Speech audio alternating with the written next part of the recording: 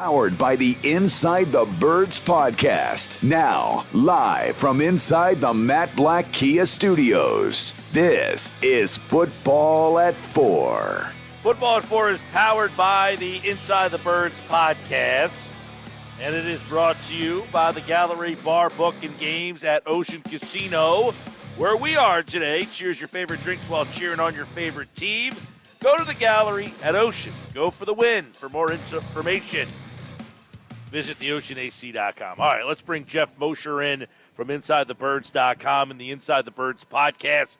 Eagles, a dominant win over the New York Giants. Motion. You know, I mean, we all knew the Eagles had more talent, but are you surprised at just how dominant the Eagles were after, quite frankly, they had not played a good game since Week 14 when they beat the Giants? So, I mean, we have all these questions. Are they going to be able to do this? Were you surprised that they looked almost flawless on Saturday night? A little bit. I think, the surprise or the guessing game, what we spoke about last week, was how healthy is Jalen Hurts? Will he be able to be a part of the running game? How much can Lane Johnson stand the discomfort, which he handled really well? Jalen Hurts looked to me like, if not 100%, good enough to do almost all the responsibilities that he needed to do. It was a limited Giants offense. I think Brian Dable coached a poor game, to be honest with you. I don't understand why he decided to go for on fourth down so early in the game and then run two passing plays in a row when he has a turnstile at right tackle. But obviously what the Eagles showed you, that they are heads and shoulders above the Giants in personnel, and you add to that, it's a playoff game at the Link, and as you said, the team was probably licking its chops to show who it really is, as opposed to how the version that finished the year was.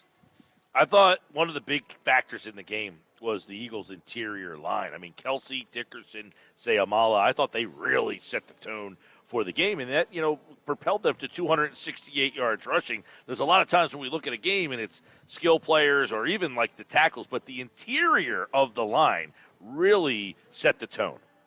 Yeah, Mike, it's funny. Adam Kaplan has a term he likes to use called college holes. You watch a college game and sometimes these running backs just in these spread offenses, right, they just run 10, 15 yards untouched. And there did seem to be a number of runs for Eagles running backs where it was like a free ride to the second level. And that's a testament to how well the interior offensive line played, the blocking schemes in general. I thought the Eagles came out with a little bit of a curveball for the Giants. The Giants did too by playing a lot of two deep coverages. And the Eagles said, oh, okay, you're going to keep a safety out of the box. Well, we're going to come out with two tight ends a lot and just ground and pound when we want to. Add some RPO game, add some middle underneath patterns to Dallas Goedert. You saw that first touchdown. And they were the bullies. The Eagles played bully ball like they did like the first 10 or 11 weeks of the season. And it was very reminiscent of their early games where they just jumped out to leads and then kind of cruise controlled. I saw a stat, guys. The Eagles running backs got hit behind the line of scrimmage 3 times the entire game on 44 carries. They averaged, you ready for this? 4.3 yards before they got touched. Think about that. 4.3 yards before someone actually touched them. So that was just a dominant performance there. But I want to get your reaction, Moshe, to when in your mind were you saying to yourself, Jalen Hurts is back and there's no concern here? Second play of the game. That was a really nice 40-yard pass he threw. Well, I will say this. Let me, because they did say during the broadcast that it's not the throwing that was the problem. It was the fact of him. So I think we saw it the week 18. He did throw the ball down the field a couple times in those games. But, I do see what you're saying. Like, they obviously on the second play said, take a shot. Right. And to your point, I don't remember which play it came on, where the first sort of zone read where he kept the ball and gained a bunch of yards. I think it was on that drive where they just ran and ran and ran. Was it the third touchdown that they scored, where it was a 9-play drive and they ran 8 times? And I think he ran twice in a row on that, and then he threw the pass to Goddard, which was the only pass of that series, and then they finished it off with the I think it was the Boston Scott touchdown there that's when I could tell that he was feeling good. Now, I do think he played as he was supposed to and should have, a little bit more cautiously. There were a couple of times he threw the ball out of bounds if he was flushed out of the pocket. So that was smart. And I think, Trey Thomas made an observation that I guess in the second half there was a zone read where he kept the ball and he got his shoulder smacked a little bit and you didn't see him keep it after that. So I'm sure he's sore today. And then, of course, the ball where he fumbled on because he took a sack, I mean, he got hit right in that right shoulder.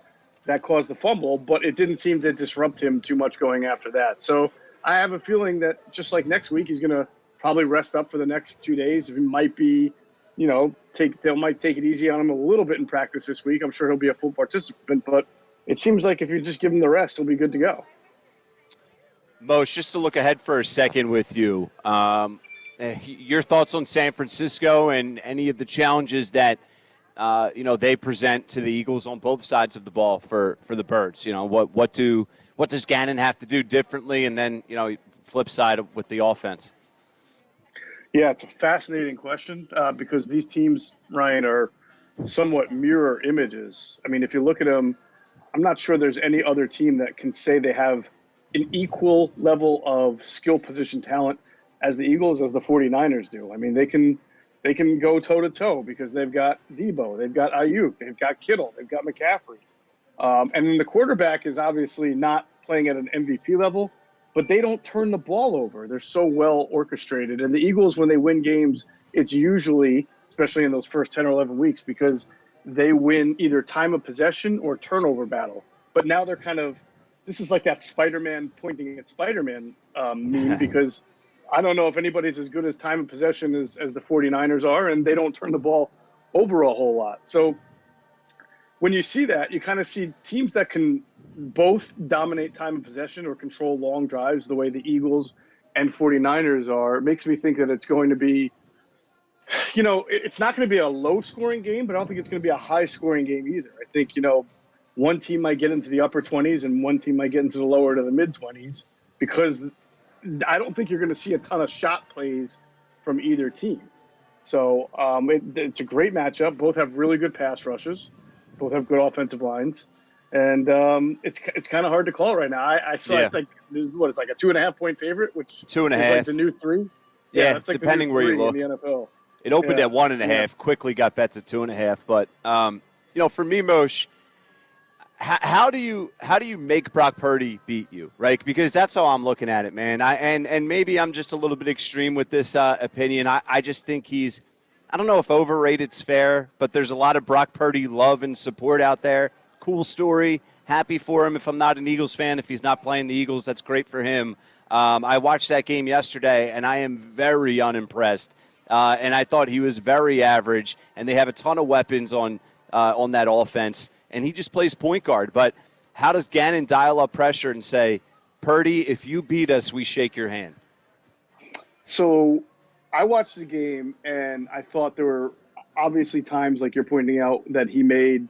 So he looked like a guy who's a rookie quarterback. And he clearly is not a guy who goes out there and wins the game on his own the way a Pat Mahomes or Josh Allen can, or some other quarterbacks who have less to work with. He's got a lot to work with, so he's a function of that. And I think Shanahan is great at making clearly defined reads for him so that he doesn't have to put the ball in harm's way. And the most impressive thing is that even though he did throw a couple of almost interceptions, he doesn't throw a lot. He doesn't turn the ball over. But I also thought, Ryan, and maybe you guys, I don't know, you guys can answer, but I thought he made about 4 or 5 throws in that game that were really impressive for a guy who's Mr. Irrelevant. He hit Kittle. That one-handed catch that Kittle made was actually a really good throw. Yeah. He hit Ayuk down the sideline he only had a step on the coverage. So he makes about 4 to 5 to 6 throws a game that are better than he should make. Yeah. So I think defending him is going to be difficult because you're not necessarily defending him more so than you're defending what they do offensively. And what they do is a lot of misdirection, a lot of motion, a lot of 3-by-1s where you're going to play a zone. They're going to flood it with a lot of receivers, and then you're going to have to figure out in your pattern matching who has who, and they're going to make these reads for him very defined and very easy. And then when he does make completions, then you have to tackle guys like Deebo Samuel and Christian McCaffrey and George Kittle, who are very good at making yards after the catch. So what I think, we know Jonathan Gannon's not going to change anything. He's going to play his execution style defense. So it'll be interesting if he's got something up his sleeve from a blitz standpoint or just tighter coverage. But in general, his philosophy is, I've got a lot of talent. I play my defense. It's up to you to try to score on my defense. And more times than not, it's tough to do that. Yeah, what did John Gannon do Saturday night that was impressive?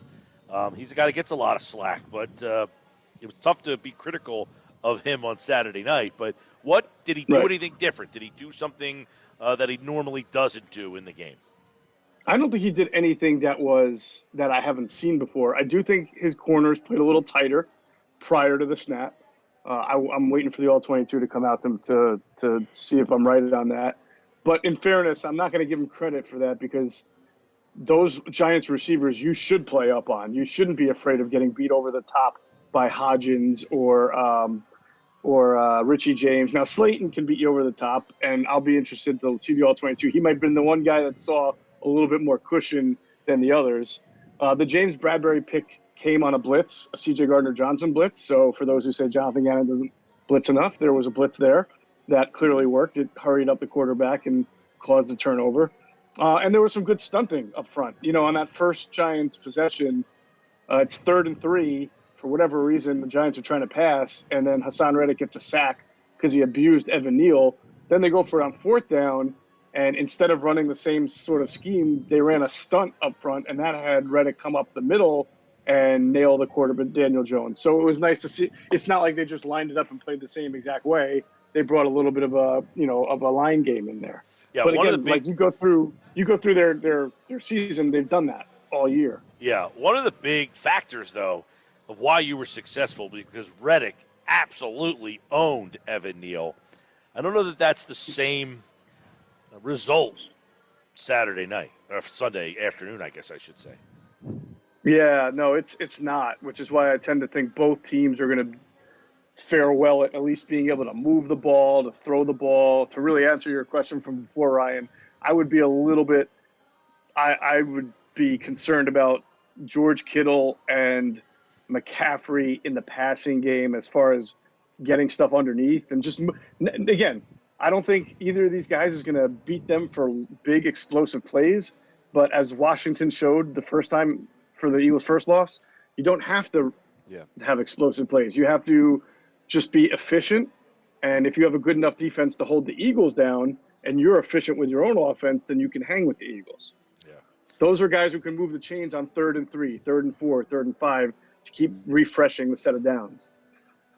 All right, Jeff Mosher, Inside the Birds, the Inside the Birds podcast, and the Inside the Birds pregame show has another week of pregame show this Sunday, getting you ready for the Eagles and the Niners.